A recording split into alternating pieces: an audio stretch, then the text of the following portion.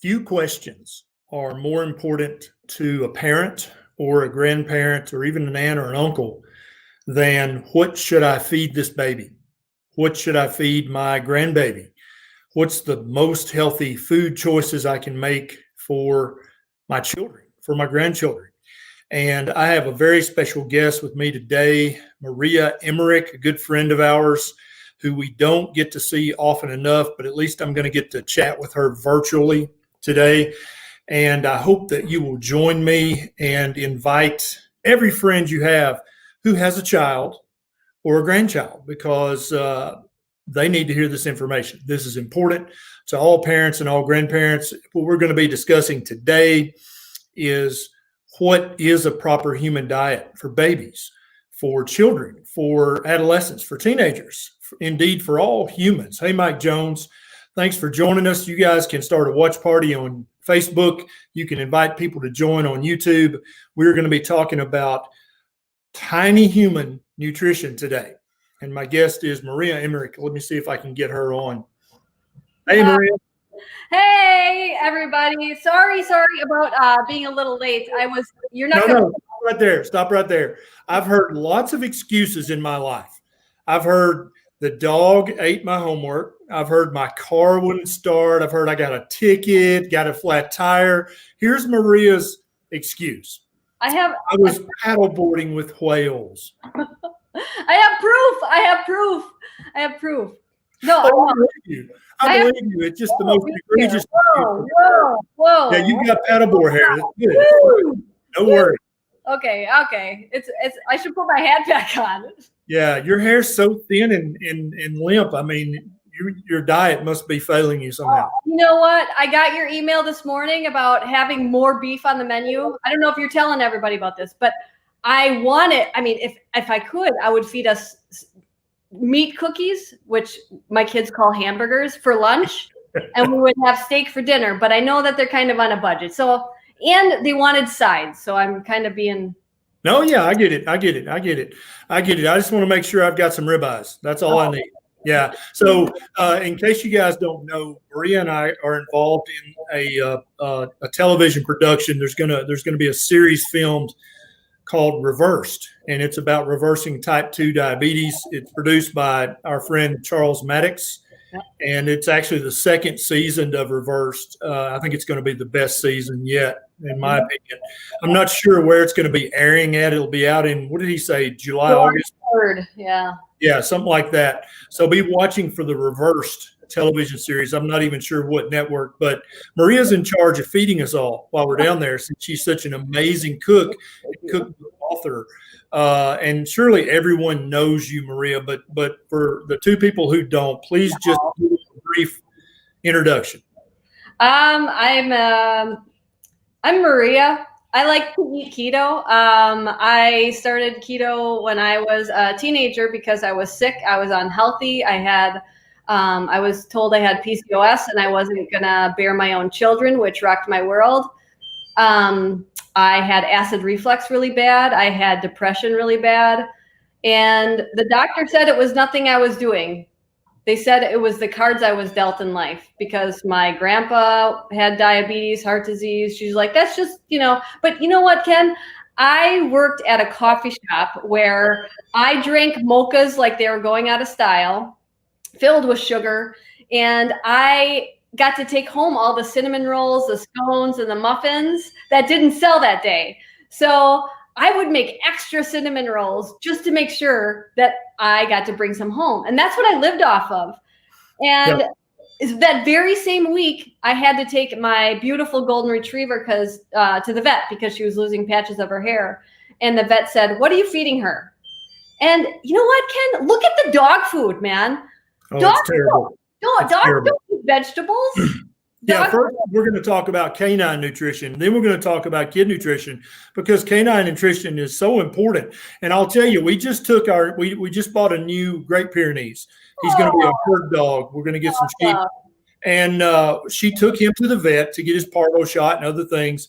And the vet, I don't know if it was the vet or the vet tech, but they literally said, now don't be feeding him bones. If you wouldn't hit your knee with the food, because it's too hard, then you shouldn't give it to the dog. So I guess we should be giving our dogs oatmeal and food, according to the veterinary's office. We're not going to follow that advice. What say you about canine nutrition? Bella, where are you, Bella? Miss B, come here. I want to show you just how tiny this dog is that chews the biggest bone. Come here, Miss B. Look at this little thing. Miss Bella, she loves bones. And you know what else she eats? Beef heart. She eats cut beef heart. Yep. We feed her organ meat. She's just, I mean, that's what dogs eat. Yep. You know, wolves did not chew the vegetables from the garden. No. I've seen a very few photos that farmers have sent me of their corn, where coyotes who are probably starving would eat a little bit of corn. But that's the only time in the wild I've ever seen that happen. Dogs are facultative carnivores. They need to eat mostly meat, regardless of what your veterinarian says. Okay. Dogs are carnivores. They are meat eaters. They're not supposed to chew their food 30 times. They're supposed to wolf it down like a dog, like a wolf. Dogs are wolves. That's what they're supposed to do. And it's supposed to be meat. And they love bones and they should chew on them every day. Mm-hmm. Yep. And she does, you know, so yeah, I guess I would find a new vet at that point. But anyway, that vet rocked my world because I started feeding her. They told me to buy this expensive dog food and I couldn't afford that. But I could, you know, what's interesting? The raw beef heart that I buy, it's really cheap because nobody wants to eat that. Even though we should, nobody wants, it was really cheap. So I was like, well, great. So I got that. And I've been feeding my dogs that type of food ever since. But her hair grew back with a vengeance and, you know, it was beautiful. And so, I was like, okay, I'm going to change my diet. And it had to, you know, change a lot. And so for me, you know, I know you and I love our steaks and that, but if someone told me all you get to eat is steak right now, because that's why everybody's like, so you're carnivore now, that's all you eat? I'm like, no, let's back up.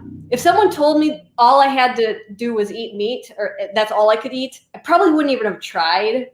Yep. So for me, I was experimenting in the kitchen. Okay, I want to make a cinnamon roll that's not going to mess with my blood sugar. And you know what? I have recipes for that if that's your jam. However, I feel much better on meat.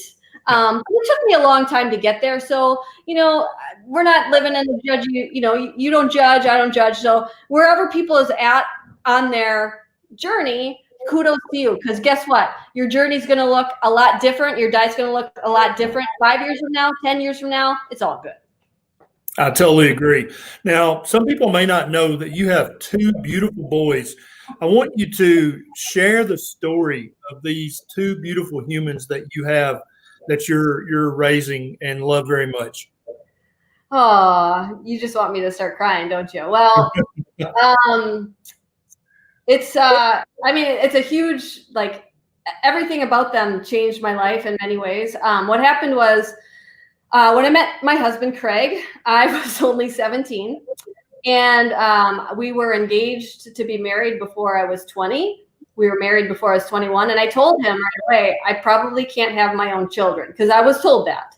And he's like, that's all right. We can adopt children. And that's what I tell people. Don't be like, oh, in every aspect of your life, oh, Maria said we can't have bread and rice and pasta, you know, like get all woe is me. You have to be like, you know what? Ken and Maria said, you get to have ribeyes. You get to have chicken wings. You get to have butter, you know, like all of these things that you once thought were bad, you get to have. So that's how I look at life in many aspects, and including children, you know, instead of being like, woe is me, you know, like I can't have my own kids, you know, I was like, hey, you know what? I'm going to try to make the world brighter and bring children that need homes into my life. So anyway, we were on the adoption train, and we were bring the kids home, and Craig lost his job.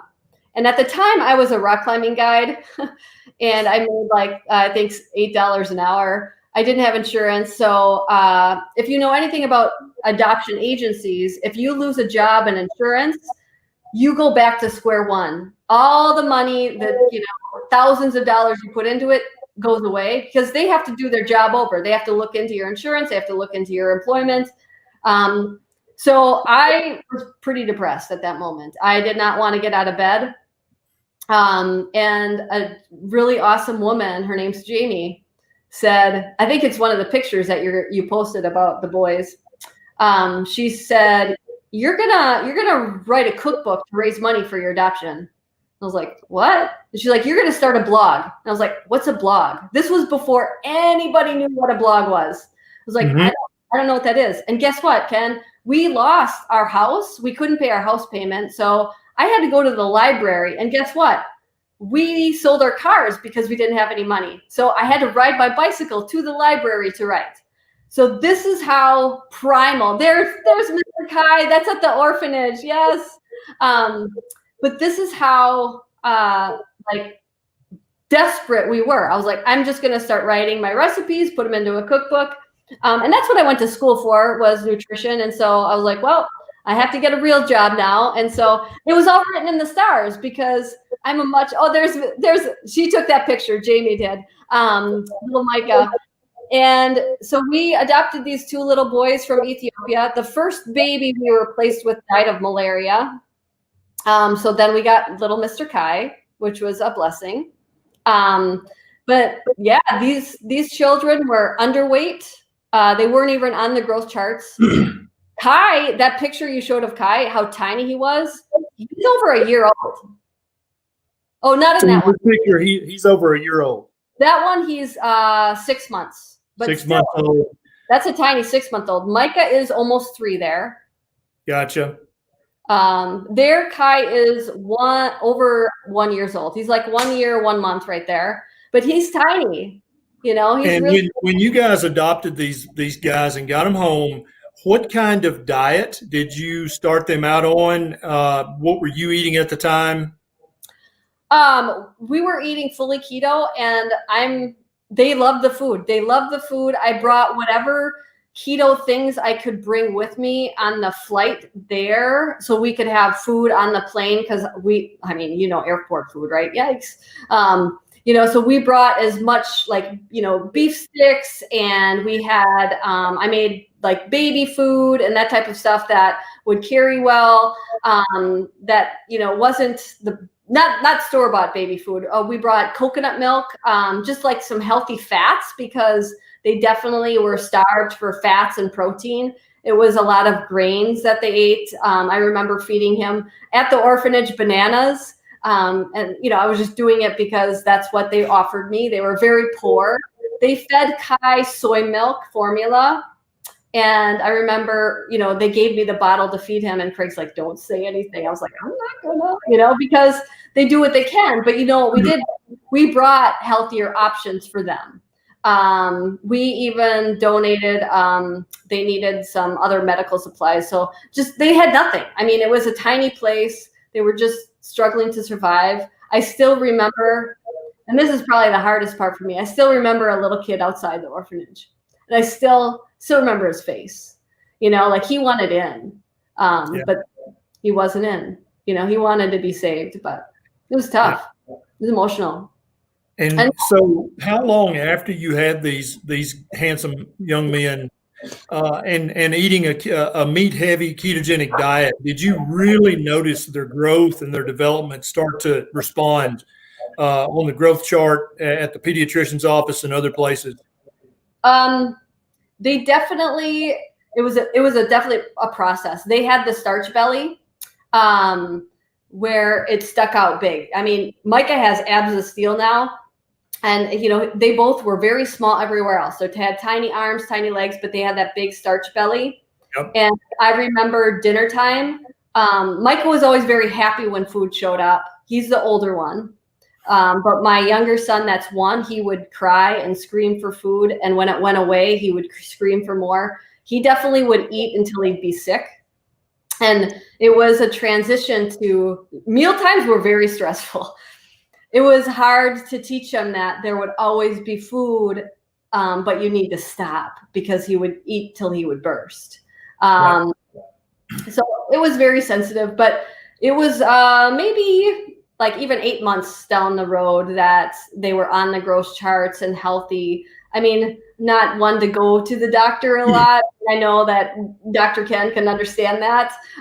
We go because we have to, and the orphanage or the adoption agency made us. But yeah, no, they were really impressed because they weren't even on the growth charts. Now they're at the 75th percentile. I mean, they're amazing. And the transition to get them to eat this food was easy. They really loved the food. And, you know, going from soy formula to bone broth, I mean, that I have videos of him doing sign language for more bone broth. Yeah, I love it. I love it. And, you know, we've got a little 14-month-old now, little baby Becky.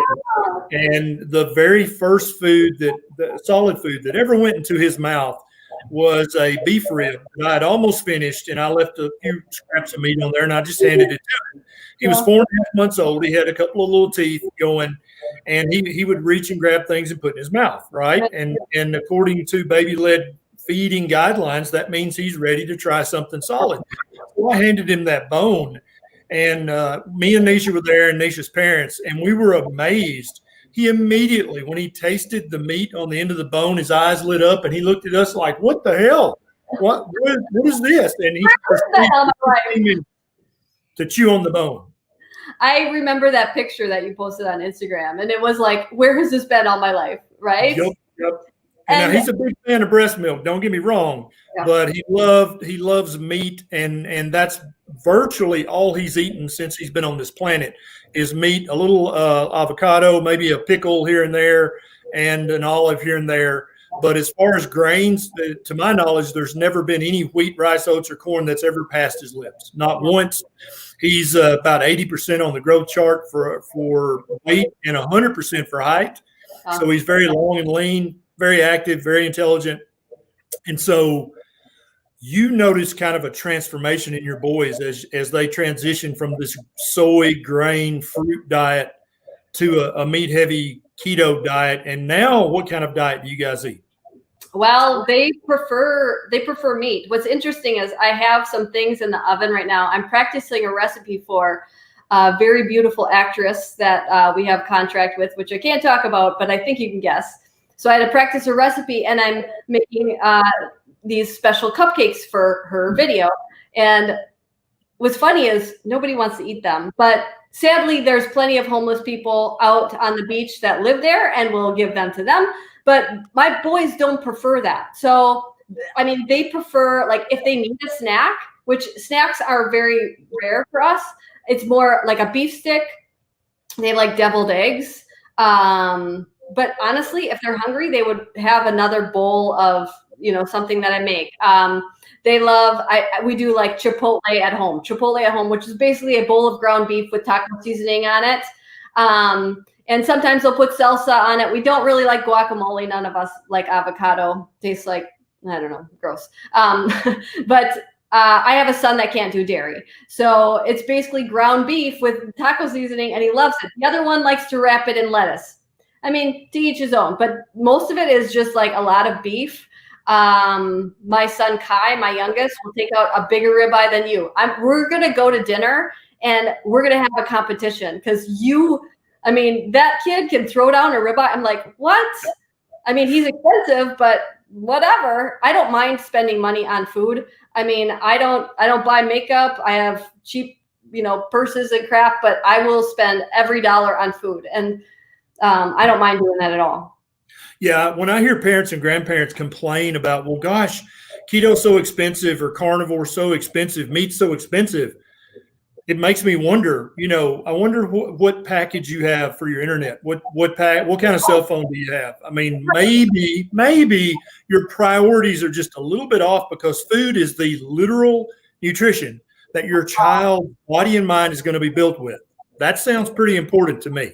I'd like to know if they've ever been in a line for Starbucks, because I worked at those coffee shops and I know how much they cost, and that's not giving you any nutrition. So like that. And I had a very interesting client who was a raw vegan, and I got her to go carnivore because she wasn't doing it because of animal rights. She was doing it because she thought it was healthy. And so I got her into all of the knowledge that all of these brilliant doctors like you have to share about carnivore. She went carnivore. And guess what? She now saves $2,000 a year on her grocery bill because guess what? She doesn't have to go to the store all the time. And she was a teacher. So she was always hungry. She had to eat in between classes, you know?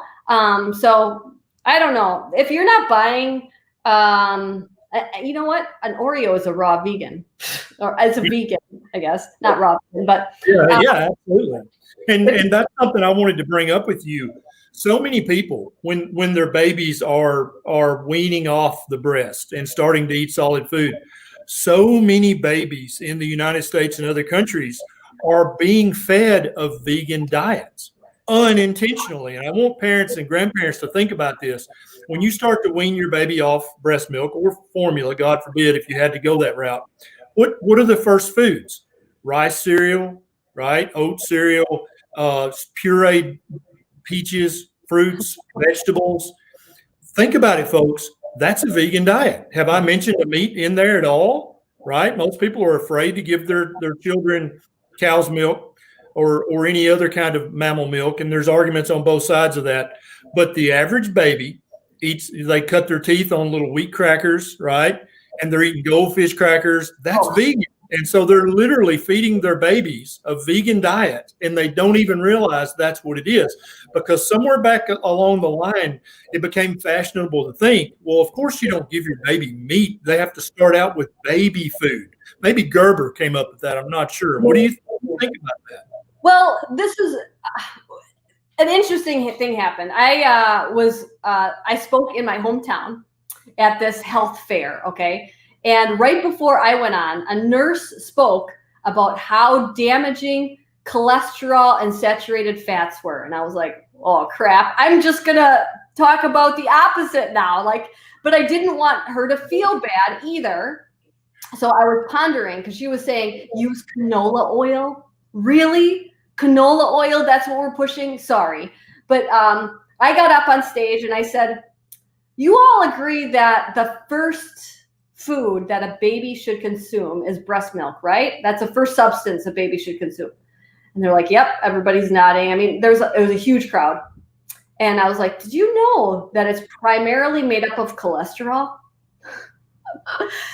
And I was like, do you know why that is?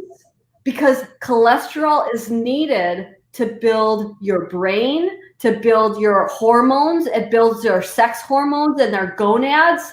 Like, you need cholesterol. When you don't eat enough cholesterol, guess what? Your liver has to make it, and your liver is not invincible. It's not. You need so much cholesterol in a day, and whatever you don't put in here, you're going to have to make it in your liver, and your liver can get tired, and it does get tired, and we see that with a lot of people. So that's how I started it, and so everybody here listening agrees that breast milk is a perfect food for babies.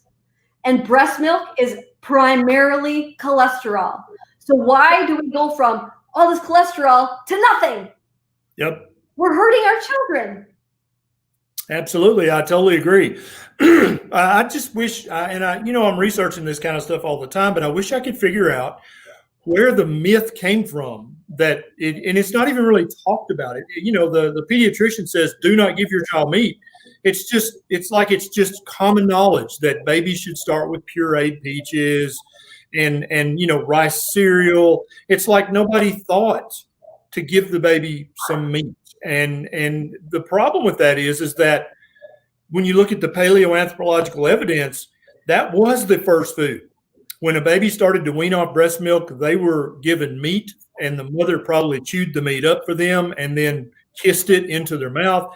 That was their first solid food, was chewed up meat that had been kissed from mom to baby. And that's a beautiful thing when you think about it.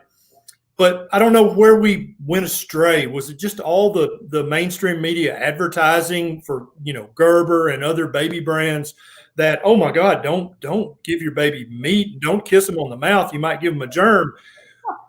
You should give them these wheat crackers instead. What's up with that? How does it? Because you're a mom. How do moms not get it that meat is the most nutrient dense food on the planet? Where are we going wrong with our education for humans? Well, I have a couple thoughts here. The first thing is, there's a great movie called Babies. I think it's on Amazon Prime, and there's no talking in it, but children love it. I don't know if Beckett is old enough for it, but it's all about babies around the world. And I remember there was a Malaysian baby who's sucking on a bone with a piece of fat on it as a pacifier. Yep. That was the baby's pacifier. And you think that this was filmed decades ago, centuries ago. No, it is now. They live in a hut and it's sucking on a piece of fat. That is its pacifier. What a perfect snack, right? Perfect. I love it. But now, that's what Becky would do with the beef bones and the pork bone, the ribs. He would eat literally so much meat off the bone that then he would drop it in the floor. The dogs didn't even want it because he had cleaned the bone so thoroughly. They're like, I don't want that. There's nothing on it. But I just think somewhere along the way, we stopped teaching young parents and even grandparents that meat is an appropriate first food for babies. Here is another thought, and I don't want to offend anybody, but when I see a 2-year-old eating a McDonald's French fry, it looks like child abuse to me. But that is the norm now. Or like going to the zoo where the kids are not even walking around there in strollers and eating a bunch of Cheerios on their table. Kids are meant to move. And kids don't need to be snacking all the time, especially if they're not eating a bunch of grains. But they don't know what a French fry is until you teach it to them. Because guess what? You want the French fry. You want it. You want it. Those parents want it, right? They want the Cheetos at the house because then they get to have some. It's not for the kids. Because they don't have a grocery list. They don't have a license and they don't have money, right? Yeah. When I see people in the clinic and they say, well, I can't get them to stop eating this stuff. And I'm like, and the kid's 5 years old. And I say, well, do they have a driver's license yet? And they're like, no. And I'm like, well, do they have a credit card? No. Well, then how did the groceries get in the house? Who bought them? So stop buying the crap, and then the crap won't be there, because I don't think they're stealing the car keys and sneaking out at night and buying bags of Doritos. I don't think that's what's happening. I think you're buying them and bringing them home. And like you said, it's probably for the parents, but then the kids wind up eating some too. Right. I mean, I don't want to offend anybody because I was there myself. I had a terrible diet and It was my fault. And people want to give their children the world, and they plan. And that's another thing too. They're like, oh, it takes so much time and effort to plan meals and cook because, the standard American diet is pretty easy. You throw a pizza in the oven, right? I mean, but we plan for our children's future in every single way. We spend so much time and effort giving our children the world, but we can't sit down and spend 20 minutes cooking dinner. I'm sorry, but it's called an Instant Pot. It's simple. Slow cooker. It doesn't have to be complicated. Throw the steak on the grill. Ken says, throw the steaks on the grill, throw, the chicken on the grill, whatever you want to eat, throw some salmon on the grill. Like and it is what it is. Like I tell my kids, you want this or this? I usually give them a choice. You want this or this? And they're like, yeah, we'll have that. I mean, we tend to eat the same thing a lot. But it's the foods that we really love. I think everybody tends to eat the same rotation throughout the week, and that's okay. That's okay. As long as it's meat, right? Yeah, absolutely. Now, when you probably have taken the boys to see the pediatrician for their routine annual checkups and stuff. I'm assuming you haven't. If it's okay if you haven't, but have you received the little nutrition handout from the pediatrician at some point? And if so, how did that conversation go? Did you dip your toe in that pool, or did you just let it go? I remember them saying if I don't feed them rice cereal, they won't get enough iron. And I was like, you're dumb. So wait. They, instead of saying give the baby meat because that is the ultimate source of heme iron in the world, they said give them rice cereal for their source of iron.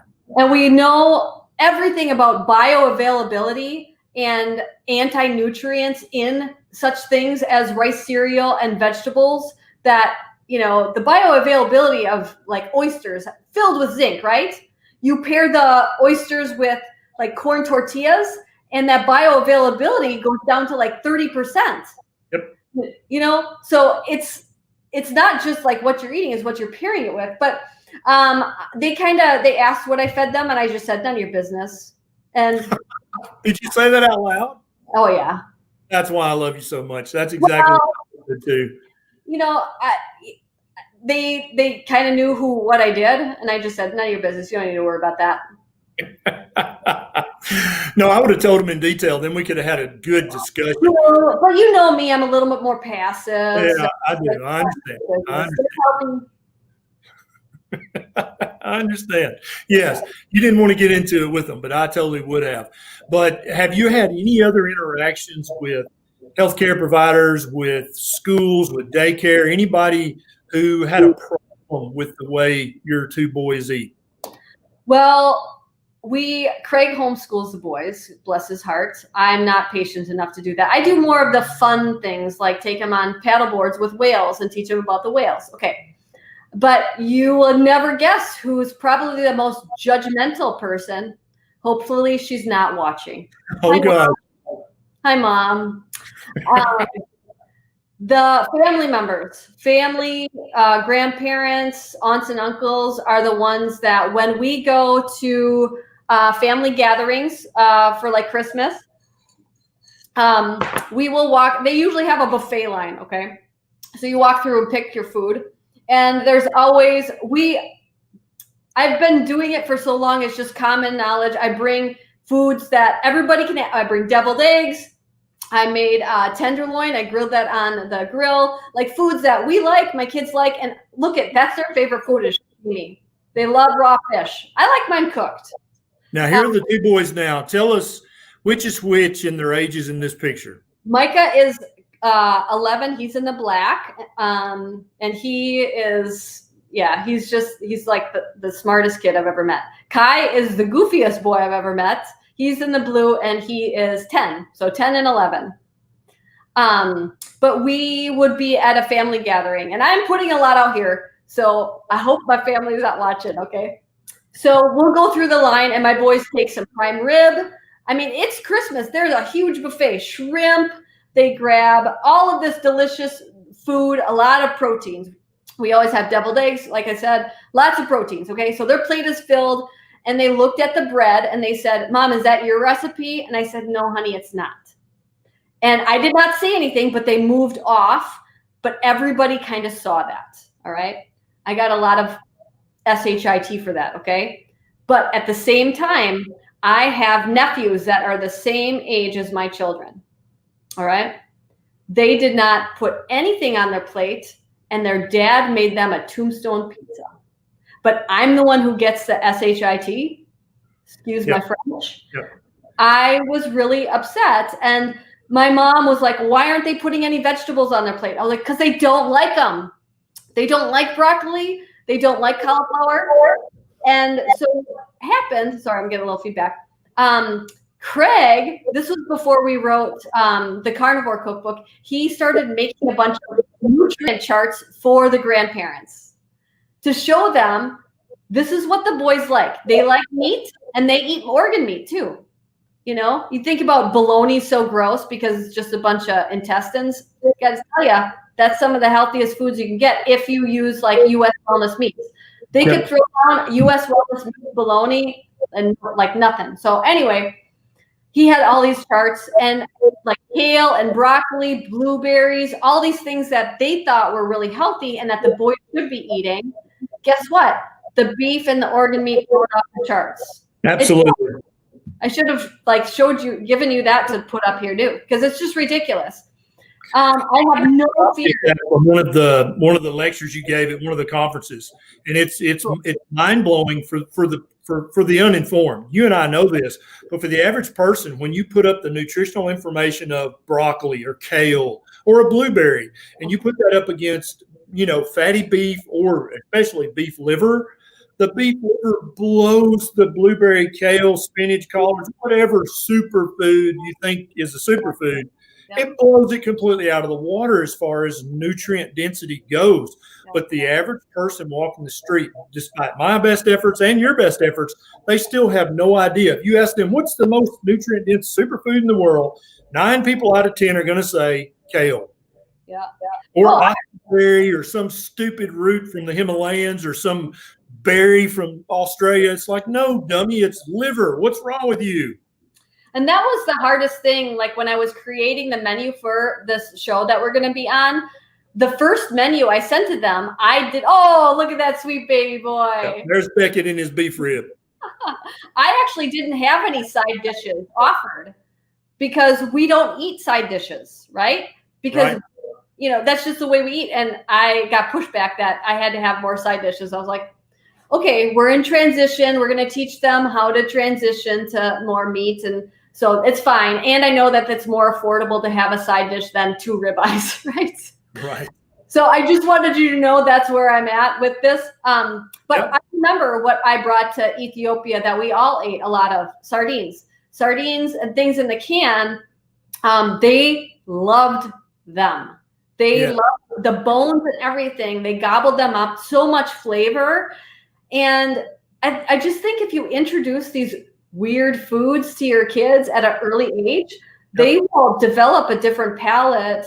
One of the first things I made for Kai was bone marrow, and it's just, you know, they sell them as dog bones. Everybody's like, I don't know where to buy bone marrow. I was like, go to the grocery store and ask for the dog bones, because that's the bone marrow. It's just bones. The inside will come sliding out when you roast it. It's very easy. It's like a savory Jello. It's perfect. Yeah, I totally agree. And I think you're exactly right on this. And you've got experience. You're the mother of 2. If you never give your baby strained peas or you know, strained peaches or goldfish crackers, then they don't develop a taste for them. At Beckett's 1-year birthday party, we thought our friend Melissa, who has Cooking Keto with Faith, a little cooking blog, she made him a little cake that was a carnivore cake. It had you know, cheese icing and everything, no sweetener, and we put some blueberries and raspberries on top. That was going to be his first time he had ever eaten an official carbohydrate outside of breast milk. And so he puts a raspberry in his mouth and he looks around at us and he takes it out and throws it on the ground because we were having a party outside. And then he gets a blueberry, he crunches it, and he looks around and he spits that out. And finally, I just went and got him. I got a hamburger, a meat cookie, as you call it, and I started. And he was just eating that like crazy. So when a baby cuts their teeth on meat, and so like liver, for example, I haven't given him beef liver yet, but Neisha fries chicken liver.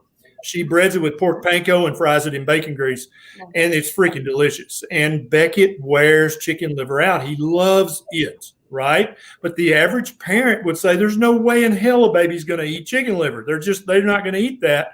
They need goldfish crackers or Gerber baby food. That's bullshit. They don't need that. There's no nutrition in Gerber baby food. Okay. I would love to see the nutrition. Have Craig do a nutrition chart for Gerber, whatever their most nutrient dense baby food is, whatever it is. It's 1 ounce of that and 1 ounce of chicken liver. Yeah. I would love to see that visual, because I think the average parent, and that's the problem, is the average parent, they don't know better. They mean well. Their heart is 100% in this. We're not judging parents. We are parents.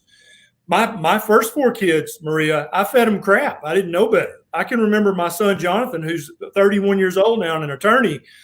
I would give him rice cereal in his soy formula when he was about a year old. And I can remember him sucking on the bottle, and he would just be like in a carbohydrate coma. And we thought it was the cutest, funniest thing, because the rice cereal would put him out like a narcotic. And we thought that was hilarious. I had no idea that I was spiking his blood sugar, spiking his insulin, and basically putting him into a carbohydrate coma. So don't hear Maria and I judging you. That's not what's happening here. We're trying to help you. We're trying to teach you and inform you. And because I didn't know, if you'd have told me when I was 20, hey, dumbass, if you'll stop giving him the rice cereal and give him some meat, he won't have carbohydrate coma. and it'll actually help him grow faster and be smarter. I would have been like, oh, okay, I didn't know. And I hope that's where the average parent is. And so a little bit of education and just saying, hey, wake up, think about this a minute. Don't just believe the Gerber commercial. No, and I think we're on the same page too.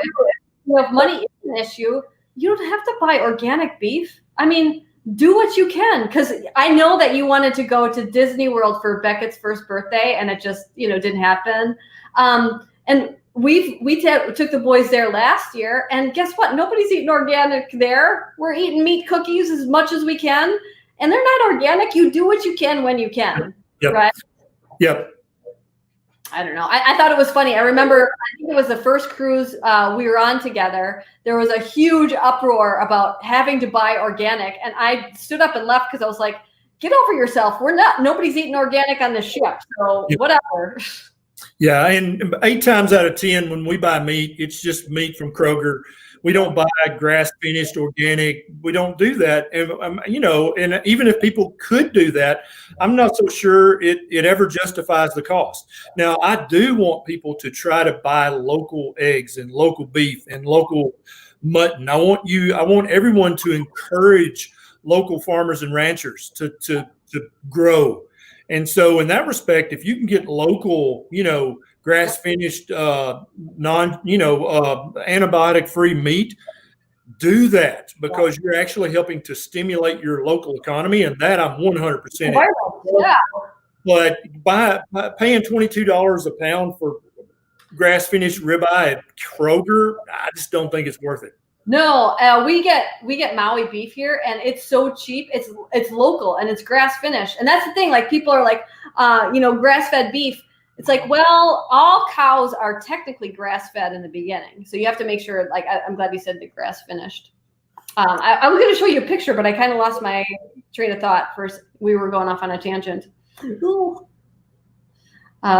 don't know. Anyway. I'm so grateful that you reached out. It's been so long since I've gotten to see you and that beautiful wife of yours. It's just been I know we've planned all of these things, and it's like, boom, it just keeps going. I know it won't stop. Let's see if we've got a few questions, Maria, that we can answer in the last few minutes. Is that okay? Of course. Okay. If you guys have any questions, now's the time to type them in the comments. And we will try to answer a few. Let's see what I've got over here. Chicken eggs? Yeah, we have backyard chickens.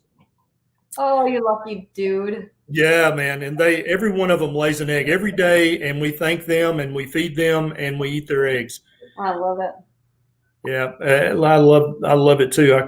And so you were talking about sides a minute ago. Today, when I broke my fast about 2 p.m., I had a big fat ribeye steak, and my side was 4 eggs. There you go. That's what we do. That was my side. So I mean, my sides are like deviled eggs, and I remember in my book, The Cleanse, you get meat cookies and you get chicken wings, and they're like, so do I choose which one to get? I'm like, no, it's meat cookies with a side of chicken wings. Like, that's just how we eat, Okay, so Wyoming says new study increased advanced glycation end product and meat consumption is associated with childhood wheeze. Wyoming, I am definitely aware of advanced glycation end products causing inflammation in the lungs and wheezing, but I am not aware of any study that shows that meat consumption increases advanced glycosylation. I'd love for you to send me a link to that study, because I don't believe that has been shown to be true. Let's see. Okay, Gail wants to know if she can only buy one of your cookbooks, which one should she buy?